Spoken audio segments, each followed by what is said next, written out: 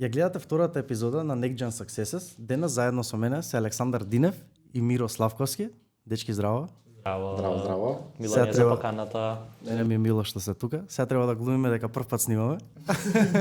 А всушност не е баш така. Пред некоја недела имаше обид за првата епизода да излезе со вас. За жал, малце утнавме некои технички работи и за тоа повторно сте тука и за дружба и за да си направиме муабет. Може и нешто се сменило во тие 2 недели, па ќе се осврнеме и на тоа. И па сега како оди, кој има предност, помладиот или постариот? Така, постариот. А само да ги запознаеме гледачите, дека денес имаме на некој начин дуел тука, меѓу еден ментор и ученик, така што ајде прво да почнеме од менторот. Ме интересира, Миро, како ти се најде во улога на ментор во Creative Hub? Кога започна таа ваша соработка, како се одвива тоа? Соработката започна пред околу 4 години.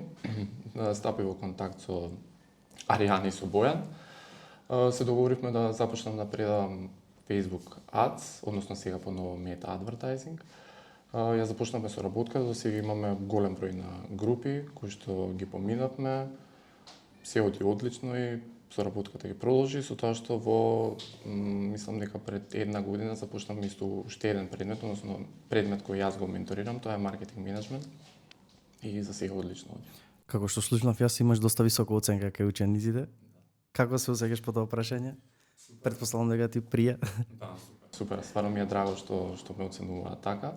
Последната група ме оценија 10 од 10. Стварно навистина ми е драго што уживаат во предавањата, што учат, заедно учиме, некогаш и знаеме да се зезаме, да се смееме, преку некои конкретни примери, преку некои измислени примери, чисто во насока да се научи што подобро материјата, така да драго ми е што освен што се едукативни часовите и забавни се часовите. Ама не само тоа, и кога учев од тебе, ти доста знаеше да вложиш во тоа. Мислам, не беше туку така нафрлено, туку ептен влагаше во детали за конкретни работи кои што стварно не ни беа јасни. Да. Така што оценката има причина зашто е таа. Валид. Сега од другата страна е Александар, веќе ако почнавме со постариот, сега преминуваме на помладиот. Веројатно публиката ќе те препознае како TikTok стар, TikTok суперзвезда. Како ти звучи тоа? Што знам, некако. Што знам? Да, окей, инфлуенсер, тиктокер. Контент креатор. Контент креатор, мислам дека е најокей.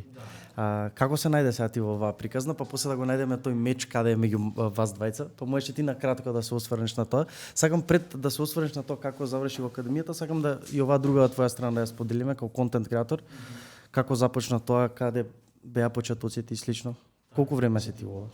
Јас веќе 5 години бројам на социјалните мрежи, што уште не ми се верува, пошто реално многу брзо онака ми помина времето и многу работи се случија за многу краток период, мада 5 години не се краток период. За мене онака ми се гледа како краток период. Започнав првично затоа што имав желба да го документирам својот живот, затоа што влечев инспирација од други луѓе кои што објавува. Првично сакав на YouTube и пробував, и како мал пробував, само не го правев тоа професионално, ајде да кажеме како што го правам денес, а истовремено многу беше многу лошо.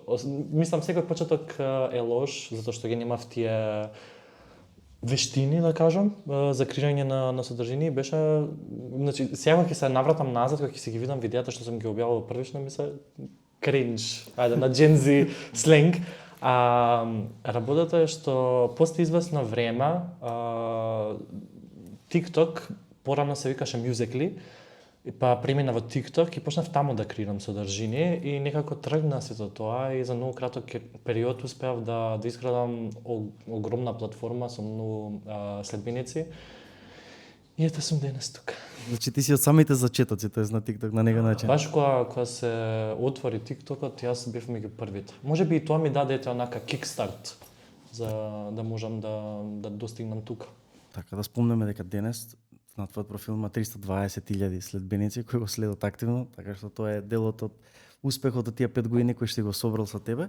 Сега ме интересира спојката кај вас двајца, бидејќи Аријана која ми го прати концептот, прво ми каже дека ќе биде еден дечко со 300.000 followers, другиот дека ќе биде ментор и дека вие сте споени на некој чуден начин. Па ајде кој може на повеќе на таа тема? Каде е спојката тука меѓу вас двајца, како кликнавте, што би се рекло? Ја ќе кажам. Спојката беше дека прво дознав дека ќе имам нова група и дознав дека Александар ќе биде дел од групата, бидејќи мислам дека тоа започна да работи заедно нешто со Creative Hub. Да. Само што започна групата, искочи едно видео кој беше окей, интересно, нешто поврзано со бизнисот. Небитно и го погледна видеото и бев као... Само да напоменам дека видеото беше доста контроверзно и малце... Јас веќе знам од првиот пат, не знам. Да, ама за тие кои што не знаат, видеото беше доста контроверзно Да. и градеше малце лоша слика за Изгейт. Да. Инаку спомнем, Миро, ти работиш во Изгейт, како маркетинг менаџер. Една година работам, година и пол работам таму. Една година работам како маркетинг менаџер, претходно работев како дигитал маркетинг координатор. По 6 месеци добив унапредување на позицијата и сега сум и сега сум маркетинг менаџер во трговскиот центар. И работи со мене. Се застанавме на тој момент како кликнавте вие двајца, значи ти веднаш он дојде кај тебе на група, ти предаваш тогаш веројатно и ден денес АЦ. Да, му предав, мислам дека и маркетинг менеджмент, ако не се лажам. Да, иако не се лажам и јас. Да, мислам дека и мета адвертайзинг и маркетинг менеджмент. Ништо после групата откако завршија часовите, решивме се договориме да се сретнеме, ајде да започнеме нешто да работиме. Ние тогаш сакавме да почнеме да креираме содржина, контент за TikTok и решивме да викнеме некој што има искуство околу тоа. Се видовме, се споивме и Настрана контроверзното да, видео. Да, тоа го избришавме, рековме ајде окей, нема врска, се случува. Се споивме, си разменивме идеи, најдовме многу заеднички идеи кај што може да соработуваме, почнавме да соработуваме и моментално профилот стварно носи многу големи резултати, има стварно за многу кратко време, нема ни полна година, има околу 15.000 фоловери и околу 200.000 енгејџмент, што покажа навистина многу добри резултати, каде што и нашите соработници покажа интерес да бидат дел од идејата, што тоа секој месец се зголема, така да од ментор, ученик до соработници и соработката секако ќе продолжи. Така. Сега Александар, тебе сакам малце да те вратам на тие почетоците во академијата, како тебе ти изгледаше тој процес? Што научи таму за прв пат, што виде, некои импресии да те навратам сега малце. Јас, кога завршував средно, почетно знаев дека факултет може би не е за мене. Мислам, долго време се размислував, се кажав дали ќе одам на факултет, дали нема да одам на факултет, пак сакам да учам нешто кое што е во моја насока, пак е поврзано со маркетинг, мислам, сега скоро се е дигитален маркетинг, ако не се лажам. И знаев од тој момент дека може би не сум некој кој што ќе сака да го чекори тој пат и знаев дека ми се отворени можности за да пак го градам своето знаење во област која што е помодерна сега, затоа што ете не толку многу се зборува за дигитален маркетинг на факултети, барем мене не ми е познато сега за сега. И одлучив да барам академии и со Creative Hub онака највеќе ми се... Ти имаше таа мисловка во факултет академија, тука се препираше меѓу тие? Па моите сака да одам на факултет, ама јас бев као не. Академија ми одговараше затоа што не беше 4 години. Јас тоа знаење кое што ми требаше на мене го научив во една година, наместо да потрошам 4 години. И сега нормално не сум против факултет или некои такви работи, да се биде доктор не е толку многу лесно, мора некој да се запише на факултет така. Ама на мене лично ми одговараше повеќе тој пат. И одлучив да запишам затоа што сепак имам некое познавање во дигиталниот маркетинг и сакав само да го збогатам истото. И самото искуство од почеток ми помогна да осознам доста работи кои што не ми биле познати, да се усовршам во многу делови кои што исто така не ми биле познати. И можам да кажам дека после 2 или 3 месеци од кога започнав академијата, Аријана ме контактираше и ми рече дека сака да соработуваме и да почнам да работам кај нив дигитален маркетинг и тука се роди таа соработка. Јас се преселив во Скопје затоа што јас не сум од Скопје и беше една многу интересна етапа од мојот живот и многу добро искуство затоа што многу научив не само од работата, туку и од колегите со кои што работев 8 месеци, мислам, или 9, така нешто. Така, дел од колегите си тука денес. Да, во позадина. Така, значи на некој начин академијата за тебе била баш некој перфект меч, еве сега кога размислам вака, ти си веќе си бил некој контент креатор, што е некоја си можел да го препознаеш, тоа знаеш многу специфично мирото да се препознае и да си знал дека може таа година нешто што ќе научиш на академија конкретно ќе бе баш добра одскочна даска за тоа што го правиш и понатаму следните 3-4 години до денешен момент си ги вложил во твојата содржина и доста успешно ти оди, како што може да се види по реклами и по излегуваш од фрижидер. Така што претпоставам дека добро ти оди. Да, мислам секаде дури некогаш и мене ми е смачено. Сега сам си излегувам на спонзорирани јадови, сука, окей, аман. Ама да, не, преблагодарен сум за секоја можност која што ми била пружена уште од самиот почеток, затоа што реално тоа ме изградило како личност и пак ја кажам не доаѓам од кој знае каква позадина, мислам јас сум од едно мало селце и степенот на успех кој што го достигнав за мене тогаш не беше реален јас да се навратам 5 години на почетокот да ми кажеше некој дека ќе сум на ваква позиција на која што сум денес, немаше да ми биде реално, затоа што вакво нешто не очекував и баш ми онака драго и мило и не апелирам, туку сакам да кажам сите кои што сака да следат со нешто без разлика во која области да чекорат по тој пат, мада и да направат некои ризици кои што не биле прифатливи. Во овој случај моите родители сакале да се запишам на факултет, јас сум знаел дека можеби академија би било покорисно за разлика од факултет. А кога почна прв пат размислаш дека сега што го правиш денес како контент креатор, кога тоа некако ти влезе во глава дека може да биде кариера, дека може би број еден нешто најбарано, се зборевме баш со Миро претходниот пат дека ти како маркетинг менаџер треба една од главните улоги денес ти е да бараш контент креатори, да гледаш со кој ќе работи еден бренд како Eastgate и слично, дека е доста барано. Кога ти кликна во глава дека ќе биде, дека има надеж, дека е нешто? Мене првите 2 години кога почнав да снимам беше стварно онака од мерак, хоби ми беше, имав многу слободно време, особено за време на короната. Сите бевме затворени и објавав по 3 видеа на ден и ми беше убаво и гледав дека континуирано растам, но не знаев дека ќе можам да достигнам до ваков степен каде што тоа ќе ми стане кариера на некој начин и дека тоа ќе живеам. Мада тука пазарот кај нас и не е многу голем и затоа можеби и толку многу можности и толку многу врати ми се отворија затоа што искрено инфлуенсерите се бројат на рака.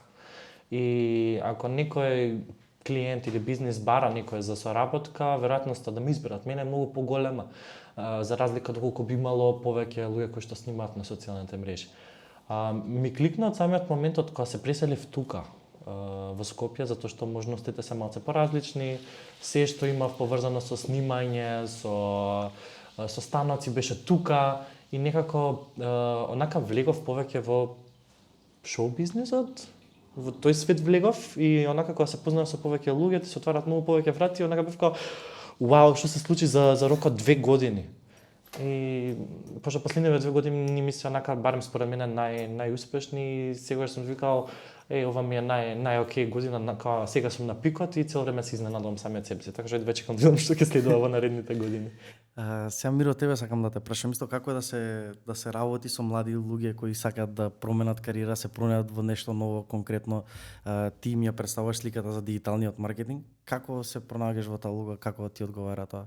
Со оглед дека јас пред 11 години ја променив кариерата, односно работев нешто сосема различно, работев нешто поврзано со финансии, ја променив кариерата и малку по малку почнав да работам со социјални мрежи, со дигитален маркетинг и тоа ми го смени патот на мојата кариера, односно добив шанса да работам во маркетинг агенција, потоа работев уште во неколку маркетинг агенции, за да дојдам последно во Eastgate Mall и да работам маркетинг за трговскиот центар. Така да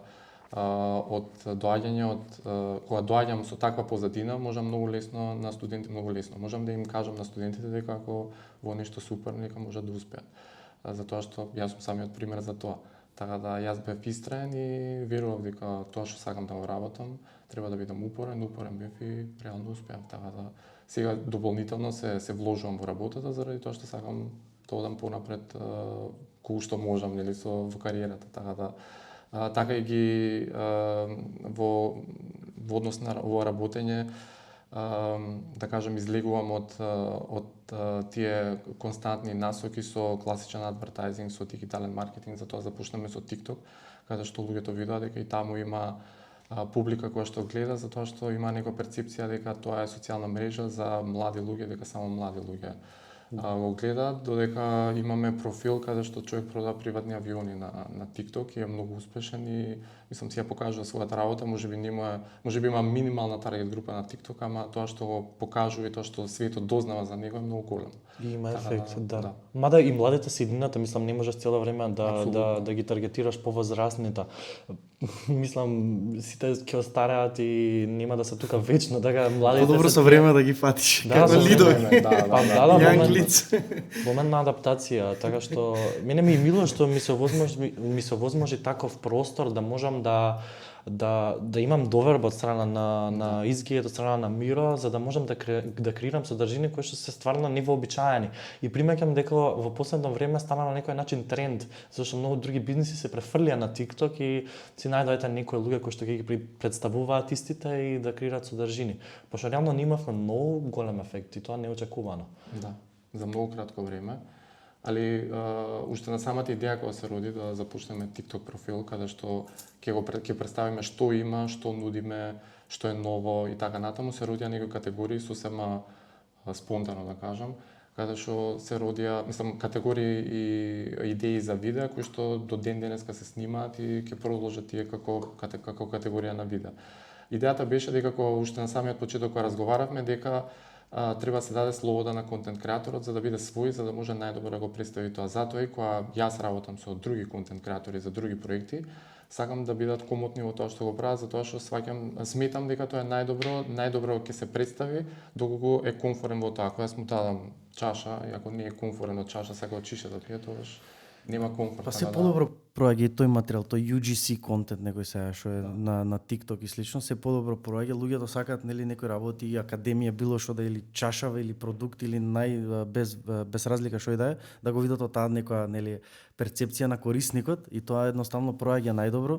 Тоа е благодарение на таа експлоатација масовна некоја на кратки видеа и слично и го огромни брендови, па изгиете огромен мол, огромен бренд и пак пристапува спрема тие начини, нели тука е 360 маркетинг, претпоставувам од сите страни се опфаќа, но пак ако се подлече, верувам дека доста и големи брендови веќе имаат најаки резултат можеби од тоа. Што е секој бренд да креира содржина. Како ќе допре до публиката ако не креира содржина? Мислам сите од нас сега седиме на телефоните, јас имам приметено дека и телевизијата се префрли на TikTok, така прават прати сечоци. Да. Така што таму е еднината, ако некој бренд, не знам, не треба да се испушта таква шанса затоа што многу носи. Да.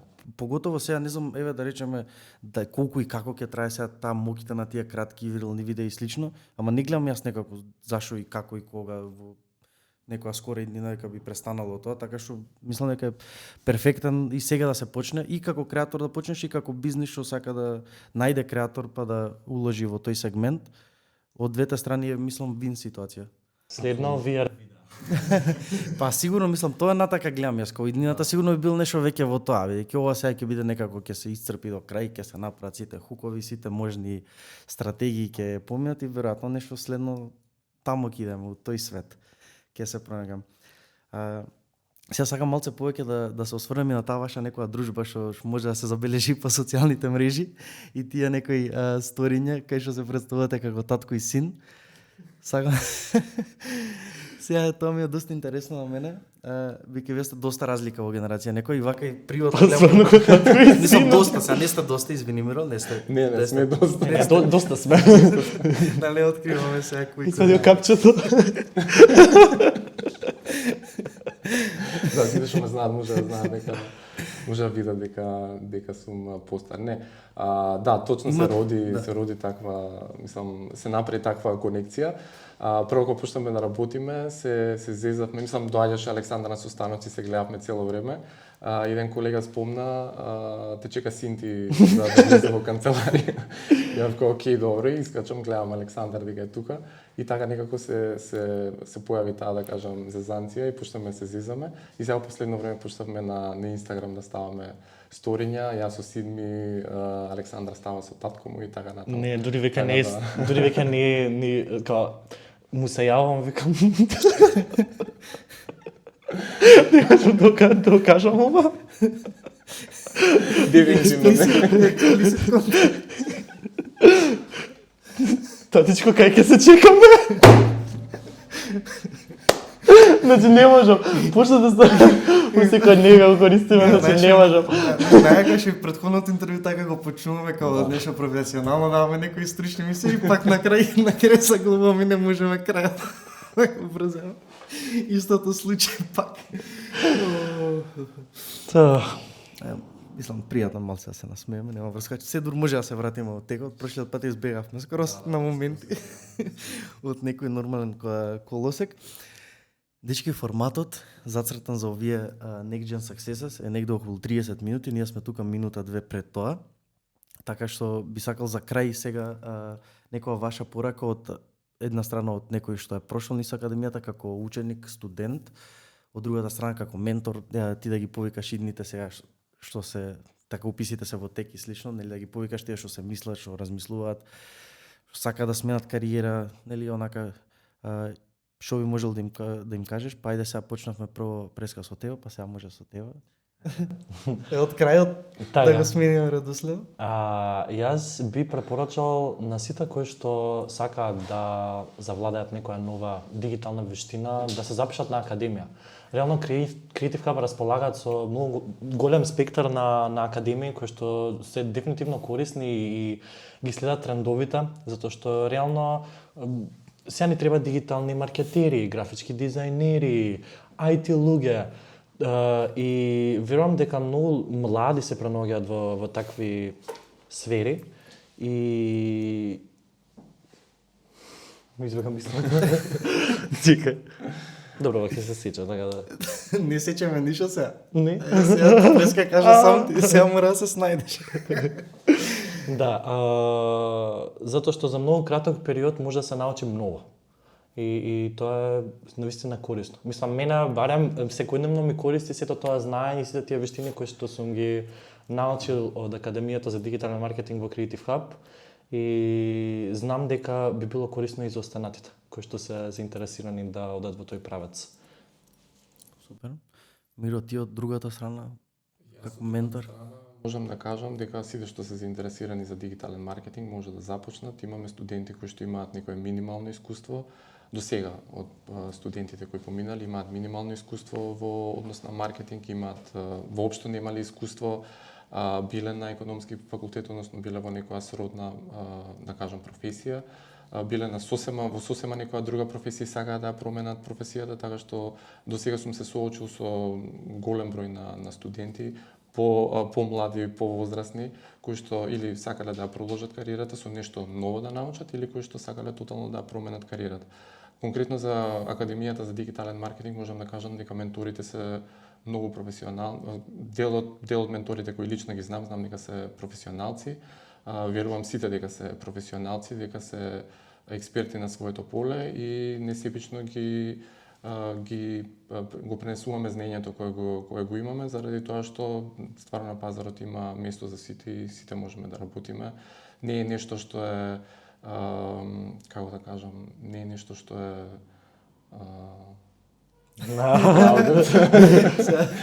Нема тука што да се прави gatekeeping.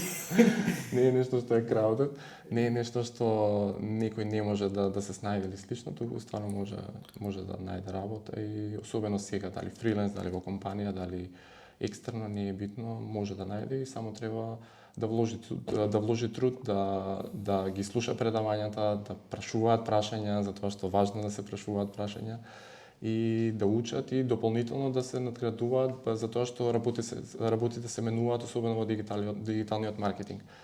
Сега на последната група баш разговаравме дека имав некои слайдови од презентацијата што ми беа од пред 2 години стари и велам овие се outdated работи, треба да ги променам заради тоа што многу брзо се менуваат работите. Да. Значи вратите се отворени за секого, на кратко. Апсолутно. Така, тоа е тоа моментално, точно сме во 30-та минута, така што јас ќе ви се заблагодарам многу што по втор пат дојдовте тука до нашето студио. Што имавме фина дружба и пред снимање, како и претходниот пат. И ми беше супер, се надам дека се гледаме во повеќе прилики во иднина. Исто. И со едниот и со другиот. Благодарам. Тоа е тоа за оваа епизода, се гледаме во следната епизода на Next Gen Successes.